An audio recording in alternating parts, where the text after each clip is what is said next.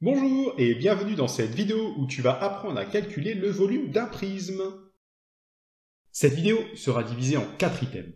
Le premier, où je te ferai découvrir la notion au travers d'un exercice type. Le deuxième se présentera sous la forme d'un exercice dans lequel une aide te sera fournie pour mener à bien sa résolution.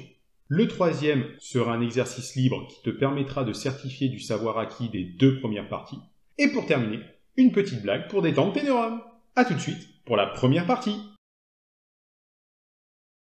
On souhaite ici calculer le volume du prisme suivant à base triangulaire.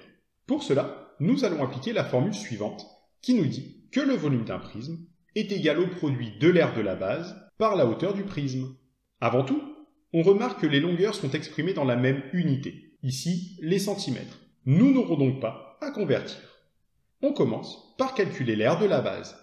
La base étant un triangle, on multiplie alors la base de ce triangle, c'est-à-dire AB, qui mesure 6 cm, avec la hauteur du triangle, affichée en rouge, et qui mesure 4 cm.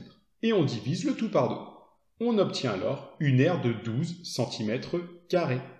On peut maintenant appliquer la formule du volume, en remplaçant les données par leur valeur. L'aire de notre base est de 12 cm², et la hauteur de notre prisme est de 7 cm. On calcule le produit, et on trouve un volume de 84 cm3. Continuons avec la deuxième partie. On souhaite ici calculer le volume du prisme suivant. Pour cela, je te laisse à l'écran les différentes formules pour mener à bien la résolution de l'exercice. N'hésite surtout pas à mettre la vidéo en pause, puisque la correction s'affichera une fois le décompte terminé.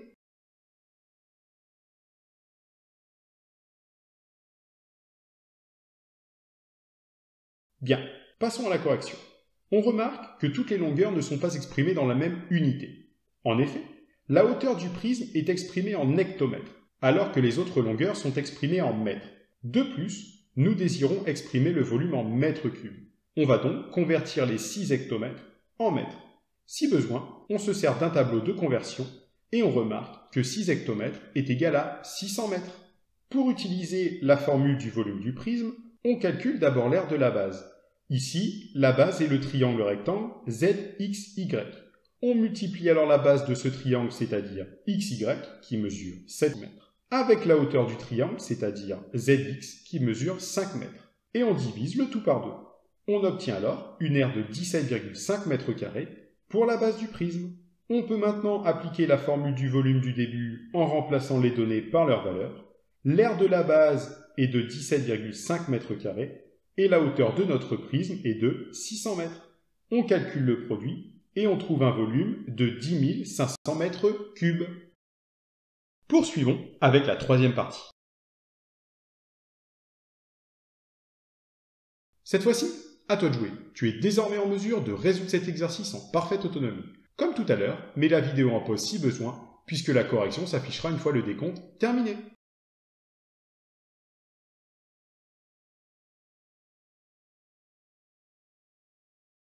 On remarque que toutes les longueurs sont exprimées dans la même unité. On peut directement calculer le volume. On commence par calculer l'aire de la base, qui est un parallélogramme. On multiplie pour cela la base du parallélogramme, qui vaut 5 km, par la hauteur du parallélogramme, qui vaut 3 km. On obtient donc une aire de 15 km² pour la base de ce prisme. On peut maintenant calculer le volume du prisme. On multiplie pour cela l'aire de la base, qui vaut 15 km², par la hauteur du prisme, soit 6 km. Et on trouve un volume de 90 km3 pour ce prisme.